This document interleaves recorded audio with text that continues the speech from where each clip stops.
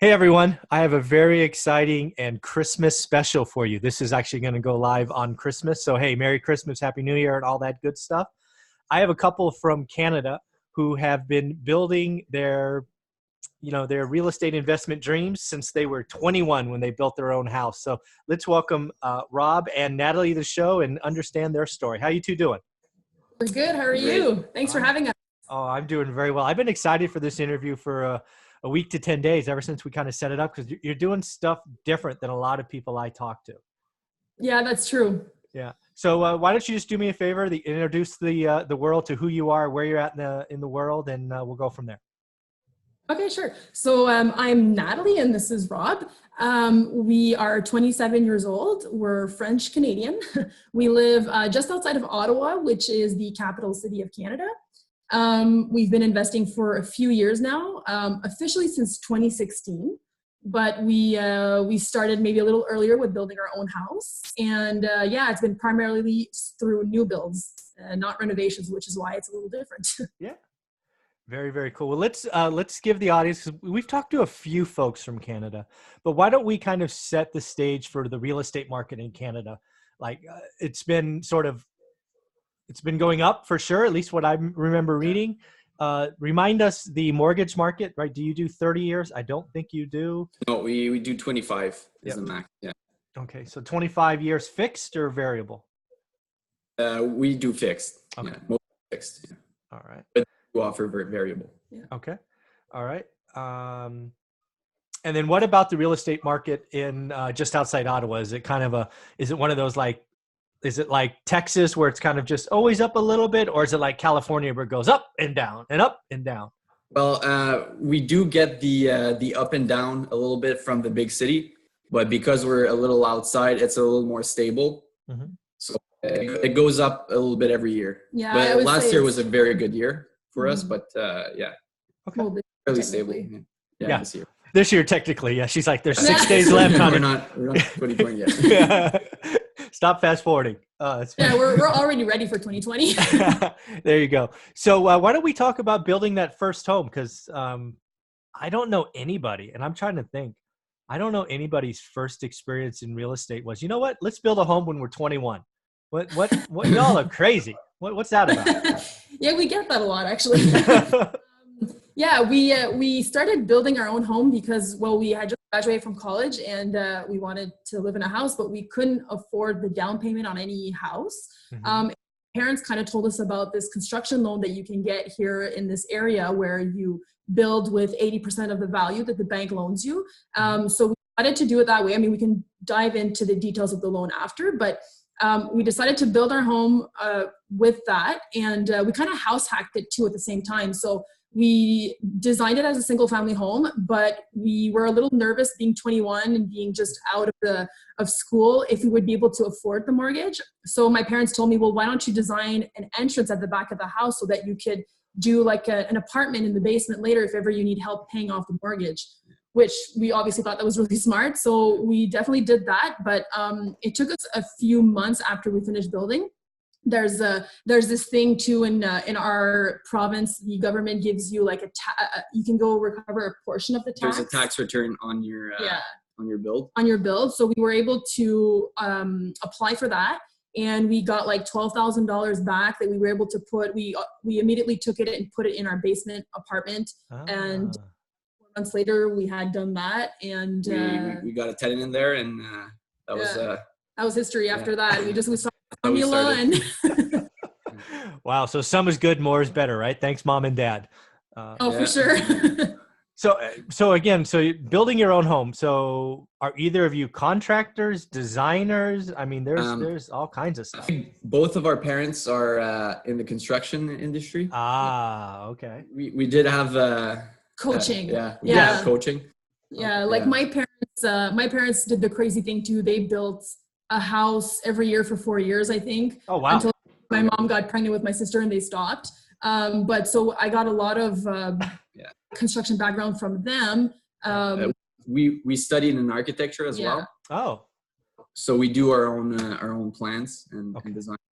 Yeah, so that's it's the biggest bonus really about our studies is that we can do our own drafting. Mm-hmm. but it never really entered our mind about building until we had our basement apartment. Yeah. And things went well. And we just went from there. All right. So I don't know the building process in Canada. I assume it's, similar around the world. Was it like I don't know, what would you call it? A 5-month build out, right? From breaking ground to moving in, or what was it like? I think it took us 6 months. Okay. Yeah. Pretty It was our normal. old build, our first build. Sorry. It takes a little longer when you're doing it yourself. Right? Yeah. You got to move this and move that. Yeah. All right. So You can't hire as many trades when it's your first house too. You have to really focus on the budget. So he did a lot of the work himself, and my dad kind of coaching us, and his dad helped us a lot too. So we were lucky in that way where we had someone to coach us. I think that was like a really big bonus for us. I would call it a bonus. I don't like the word lucky because you took the action. You certainly had an infrastructure that was more than most people have, but still, I know lots of people in that spot that don't take the action. So stop using that word lucky. You took action. Okay. Maybe a bonus is good. Call it a bonus, right? It was helpful. I like that. There you go. All right. So let's break down the loan a little bit because it sounded like it was interesting. It sounded like I'm guessing you bought a piece of land for, I don't know, pick a number, 40, 50 grand. Then you got plans. Then you got a construction loan for 80% of the after repair value. The land was used as collateral. That kind of. So we don't deal with banks. We deal with a credit union, which is a little different from a bank. So what they do, they loaned us 100% of the value of the land. Okay. Yep.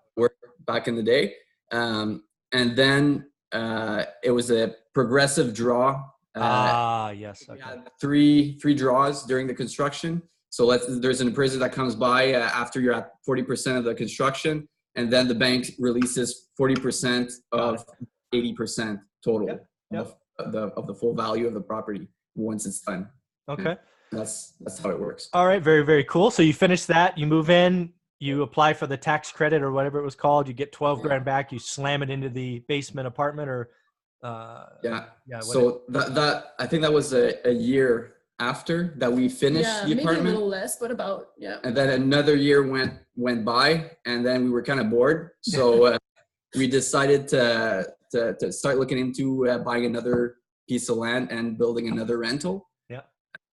So what we did was reevaluate our house with the apartment. So that gave us a HELOC of about 40,000. Okay. Which is a down payment for the land. Because it's a little different when you're building for yourself, and if you're building for a rental, you do need a down payment for a rental property. The way that credit union works, and like they're a local credit union from this area. I don't know if you have them in the States. I know there's a branch like in Florida or something, but I don't know how they work exactly everywhere else. But here, so they lend you 80% of the cost to build, and then it's up to you basically to build it for that amount. So you get to save that 20% down in your labor instead of having to put that cash down. Makes total sense. But that's for your own house. When you jump into secondary residence, that's when they want you to just be able to have that 20% available. You don't have to spend it just in case. Yeah, they just want to see that you have it somewhere as a security net kind of thing. Very cool. Locked for that. All right, let's put the finishing touches on the primary. So what did you build? Was it like just a 1-bedroom, 1-bath? Was it a studio? And then what was the rent? It was actually our first. You mean our first rental or our personal home? No, the rental in your personal home, if I understand the story right. Okay, the rental in our personal home was a 2-bedroom unit. Significant. Okay. Yeah. And we were even able to keep a portion of the basement for ourselves. And we added like a theater room, so that added a bit of value to the home too. Oh, very nice. So what is a 2-bedroom, 1-bath house rent? I have no idea in Ottawa or right now we're renting it for $1,200. Oh, wow. Utilities. Yeah. Okay. I didn't know what to guess, but I would not have guessed. This is Canadian, by the way. Oh, okay. Well, still. There you go. Okay. All right. So you find that experience good. You get bored. You're very creative. You're like, some is good, more is better. So then do you go out and design? How do you design that first one? And has that first one become just like rinse and repeat? You take the same design over and over, or what's going on? It's never been the same design. Yeah, it's different on every land. So the first rental that we actually did, like not our home, the first rental. So that one was kind of special because the piece of land was going for a third of the price as everything else in the market. So we're kind of wondering why was it so cheap, but it's because it was just a piece of land where you couldn't build. There was a steep hill and you couldn't build on more than, I guess, 3/4 of it. So that's why it was worth only a portion of it. So we were able to kind of take our skills in design and figure out what can we build on that little portion to make it feasible. So that's where our skills came in, and we were able to get a single family home at the time. We built it as a single family home, and then eventually we converted it into a duplex. But that is a pretty good income property because the land was so cheap. Yeah. So so that would have been what, like 2017 was that one? 2016. 2016. Oh, 16. Okay. Yeah. All right. And again, you designed it as a single family home, but converted it to a duplex? So we tried to get approved for a duplex. Okay. And we weren't approved because we didn't have a big enough down payment. Okay. So we decided to shrink down and build a single family home, even though it didn't bring in as much money, but we were still accepted as a single family home. And then we planned for a secondary dwelling in the basement. A bit like here, like our own house. I got it. Entrance in the basement with a separate entrance kind of thing, we can do it down the line. I think we did we rented it out as is for 2 years. 2 years, and then we finished the basement just last year. Well, this year. This year. You're all confused. So again, what I took from that conversation is you're out looking for deals on land. You find the land that's has its challenges, and then because your architecture background and you know what you're looking for, you're like, okay, well, we can design something here. I have no idea. I mean, how long does it take an expert like yourselves to design something for that kind of footprint where you have the setbacks and all of that? Is that like a long weekend or? Yeah, she's pretty quick. She's been working in that field for a while. Yeah, I'm good with layouts. Don't ask me to coordinate colors because I suck at that. But I'm very good with figuring out a layout. It doesn't take very long for her. Use that skill. Yeah, exactly. Yeah. So if anybody has an odd shaped lot just outside Ottawa, I'm guessing they should call you. That's what I took. Exactly. All right. So that works for you. And then where do you go from there? So that's that's your first full rental. Where does the story go from there?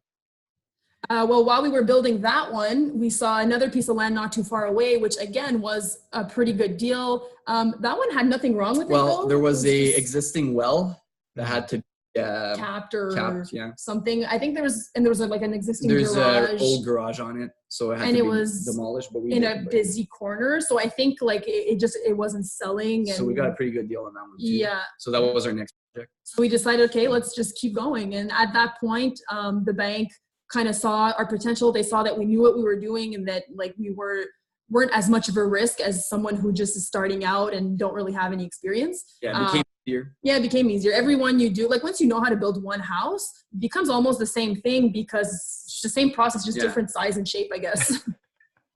It is. I mean, that's the story with rentals or any investment, right? Going from 0 to 1 is a hard jump. 1 to 2 is a little easier. Then 2 to 3 and 3 to 4, it's like, eventually becomes like buying shoes or cars or whatever. It's not that big a deal. So where does the story end, right? We're at the end of 2019, Rob, just so you can keep up. We're not in 2020 yet. So where does the story now? How many active projects? How many rentals do you have? What's going on with Rob and Natalie today? So right now we're finishing up a fourplex. Oh, wow. Very close to where we live. Like a 30-second drive away, which is nice because it was a lengthy project, but it was nice to just be able to drive back and forth. Yeah. We're gonna be. You said 30 seconds? Yeah, it's right. It was right close to us. So why are we driving? Why aren't we walking? I'm just asking. It's winter here. Oh, good point.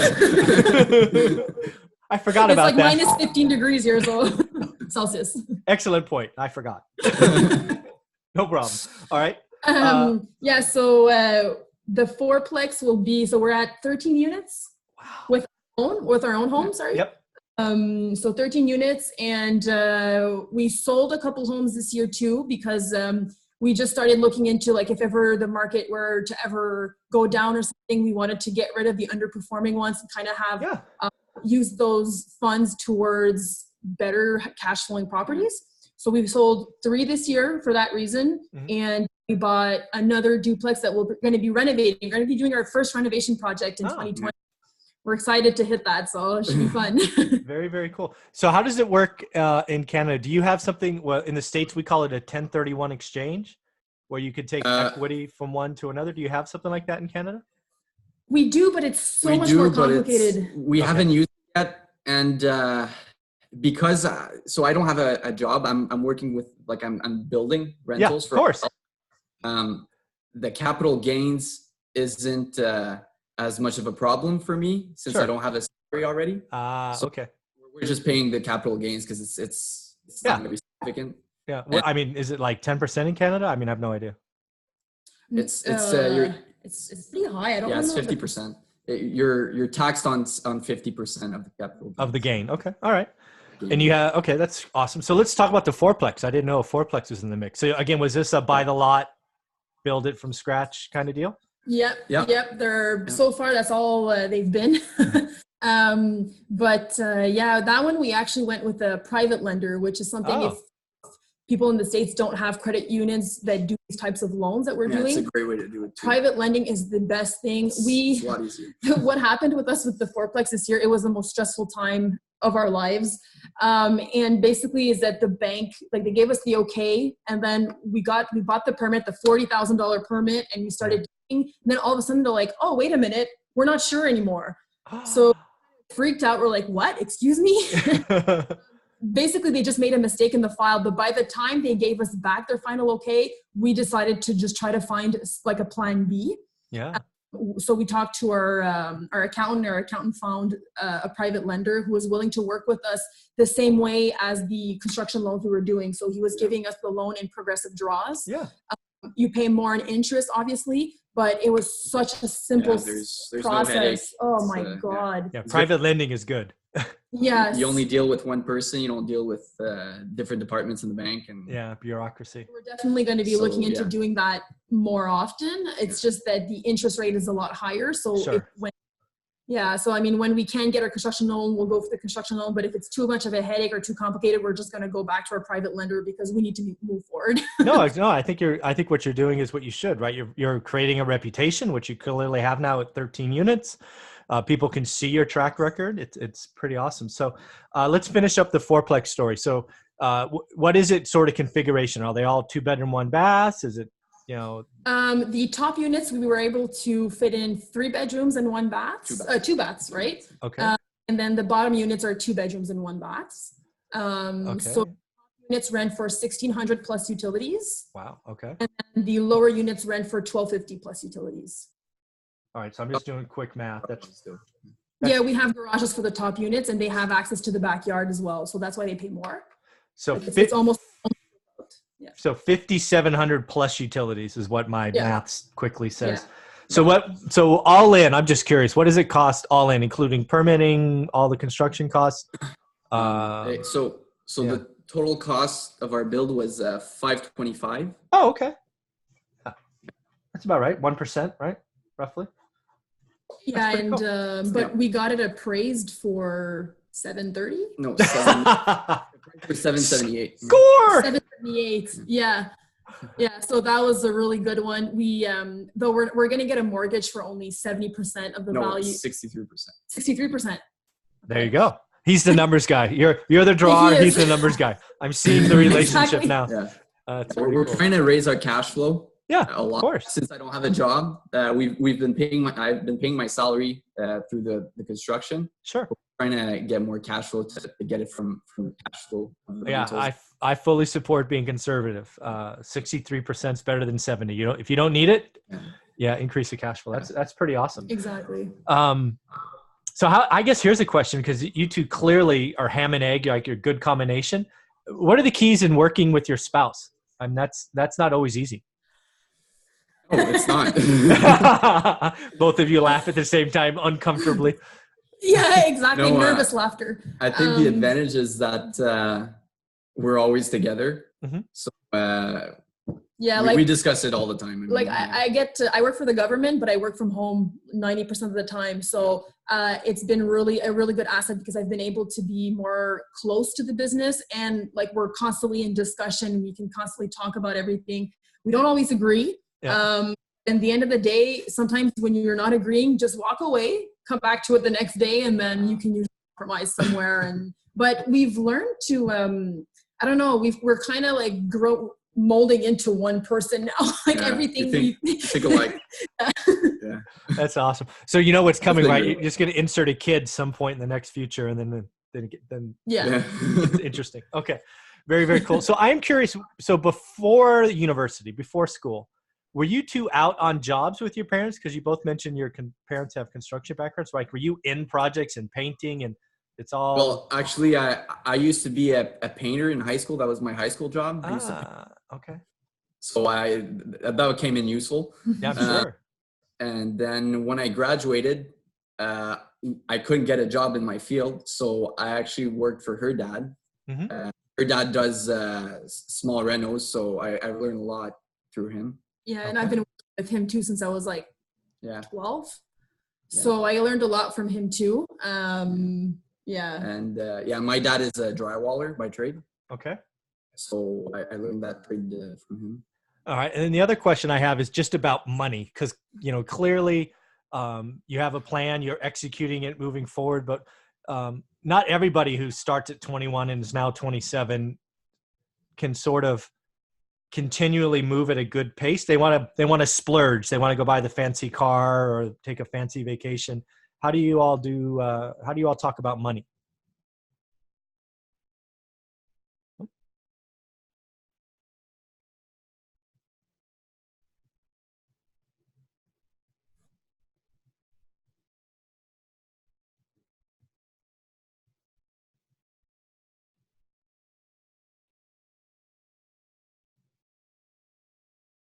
Oops. Huh. Oh, there you go. That was weird. Back. Yeah, Sorry about that. Yeah, I don't know. I don't know. Could have been me, could have been you. I will have somebody edit these together, so that's okay. Okay, cool. So my question for you, if you didn't hear it, was because it seems like you guys are so connected and moving together, have a similar background. How do you talk about money? Because not every 20-year-old couple can sacrifice and move forward, right? Some people want to take money and go buy a new car or take a crazy vacation, or we've always been super cheap, I think. Yeah, we've been conservative. Coming out of college, we didn't have any money, so I guess we got our habits from that time, and we just kept on going with those habits. Well, plus, like your family always talked to you about the financial stuff. My parents, they didn't always tell us about their financial situation, but they were always like, my mom always taught me to shop bargains, to be frugal. I was never the type to go buy $100 pair of jeans. I just never saw the point in that. I got excited when I got a jean for $5. That was my big one. Nice. So, and we kind of share the same thought that way. Yeah. Like we're super cheap. Yeah, we're pretty cheap. That's awesome being together like that on the same page. So I'm curious, where does this journey go, right? You're at 13 units now. You're thinking increased cash flow. Rob, we're going to go into 2020 just so you're on the same page. What does next year hold and a couple of years after that? What do you guys see? So we're looking to increase, I think, volume on the construction side. We'd like to maybe hire someone to help me out on site. Okay. Next year, I'd like to do a triplex. Well, we are planning to do a triplex and maybe a fourplex after that. Okay. And so we're trying to increase the number of doors under one roof kind of thing. Like we would like to maybe eventually jump into 6plex, 8, maybe even 12, and try to get as much on like one piece of property kind of thing. Bigger projects, basically. Yeah, bigger projects where basically we can increase the company and have someone working in the office, have someone working, have a bookkeeper. We're going to get a bookkeeper this year, actually, maybe once or twice a month. Yeah. And then eventually, it would be nice to just kind of replace both our salaries so that if we choose to be at home with our kids, we can, right? It's the whole financial freedom. Oh, that's awesome. So is the key really to your business model finding a deal on the land, the lot? Is that kind of the special wrinkle or no? It helps, Sure. but it's not. It's no. Okay. I mean, our first house, it wasn't really a deal. Like the lots were going for that price, right? Like Okay. for 80,000, and there was 5 other lots for 80,000 on Got that it. same area. And they're still about the same price. Yeah, Like it the price didn't of go up land either. didn't go up. They kind of stay the same because you don't have a big market for that. Yeah, we make our money is on the labor that we save. Got it. Okay. Yeah. Well, plus too, Labor like and volume, because now we're having a bigger volume, so we can get bigger better deals on materials. Yeah, and when you stay how do you say, loyal to your trades too, Yeah. like you know, you don't yeah, we were very loyal people. We have a system, and whatever, if it works, we don't change that part of the system. And if you're not constantly like trying to get them to lower their price and stuff like that, well, they just kind of respect you more for it, and they work with you. So when you become a builder, that's the advantage of being a builder instead of a renovator. You have more volume. I find, unless you're doing like 100 rentals, you're like, this year we had a good volume, so we're getting better discounts, I think. Yeah. Does that make sense? Yeah. You closer to your trades. Yeah. And with let's say a flip, or your volume is a little smaller. So I guess the question I have, because you're 27 now, correct? Yeah. So do you is this something you could see yourself doing a couple of projects every year until you're 60? Because you kind of got it down, its income, all of that? Or I don't know, but I don't want to need to be doing that at 60. Oh, yeah. But if I want to, I would, because I like it. I like building, or else I wouldn't be doing it. Yeah, you'd be bored, right? Yeah, I guess I wouldn't mind. We would definitely like to give maybe the property management part. Yeah, for sure. Yeah. Just like either outsource it or have someone in the office that takes care of it. Like, so it still stays within our company, but it's someone like else. Right now we're doing it for a cash flow, to keep as much cash flow as we can. But it is in the plans to eventually give it out to someone. Very cool. And I guess the last question, and then we'll kind of go for the wrap up, is do you, when you think about goals, the future, do you just plan out a year in advance, or do you like have a 10-year plan? Or, I mean, how far does the vision go? Usually we go in a year, and then we talk about like 2, 3, and then 5 years. Okay. But we leave it open because things constantly change. Yeah, like, you never know what's gonna. Yeah, we don't know when we're gonna have kids either. Like, we'd like to in the next couple of years. If not, then we'll change. Like, we want to be able to adapt to that. Sure. We do have our goals. Yeah, we have we'd like to be able to say that we're financially free by 30. So that we don't have. Awesome. Okay. Yeah, that's our main goal. We also want to pay off our primary mortgage. We're hoping to do that with the sales of the houses we sold this year. Nice. We're hoping to do that in the next couple of months. That way we have a one property that's free and clear, and we have a nice safety net, and we can auto fund ourselves and not have to go through the whole stress that we went through with the fourplex this year. But yeah, no, the main goal right now is to be financially free by 30. And if that is awesome. I don't have to. Financially free by 30. That is amazing. I didn't even start investing until I was 30. So congratulations to both of you. Thank you. So I'm just guessing, I'm going to just take a stab in the dark. I'm guessing that would mean positive cash flow of like $5,000 a month is probably 10. We're actually 10. Okay. We're at I think right now we're about at 5. We're about at 5 now. So wow. I'd like to double it. Yeah. Okay. Awesome. That is so much fun. So I guess the closing is, what words of advice do you have for folks? Most people watching this channel are getting started, right? You've taken action, you have the background. What kind of words of advice do you have for people about real estate investing in general, or working with your significant other, wherever you want to take it? I would say most people start with rentals because it is a much simpler process than new build. So I would start with the rental, work your way up to new builds, because once you get comfortable with renovations and things like that, you can easily start going into, you'll have your trades, you'll have met those people, make those connections. You can maybe get someone who can coach you if you're still not confident. And if you want to do new builds, you can go into it. It's a really fun process. It's a blank slate, right? You're not starting with something with unknowns. The only unknown that you have with a new build is the land. Once you get it out, you're done with unknowns. It's just new stuff, right? And So, and a lot of people say, like, a lot of people criticize us for doing new builds because they say, well, it takes twice as long as a reno, so why are you doing that? And the thing is, I've seen people do a reno for like the same amount of time that we built 2 duplexes. So I mean, it doesn't really. I think it's just once you get confident in building and you have your systems in place, anything gets easier, whether it's a new build or an extensive reno, right? there is a market, however, for new builds. Yeah. I think you need to be in a booming market for new builds because of the cost of material and labor. Like if you were in a slow market, it could easily your building costs could easily be higher than your value, right? There is a market for it, but yeah. Yeah, like if ever the market were to crash here, we already talked about, we would just stop building and we would start buying and flipping instead, right? Ah, yeah, I like it. Well, very, very cool. How can people, if people want to follow what you guys are doing, do you have a Facebook page, social media? I mean, how can people follow what you two rock stars are doing? Instagram is our go-to way. Okay. It's RN_properties, R for Rob and N for Natalie. That's our company name. And that's where we try to put as much of our action, our daily action on Instagram. Yeah. Well, very, very cool. You two are an inspiration. Congrats for figuring it out. Keep it going. Happy you. holidays, Merry Christmas, and have a wonderful day. You too. Thanks. Thank you.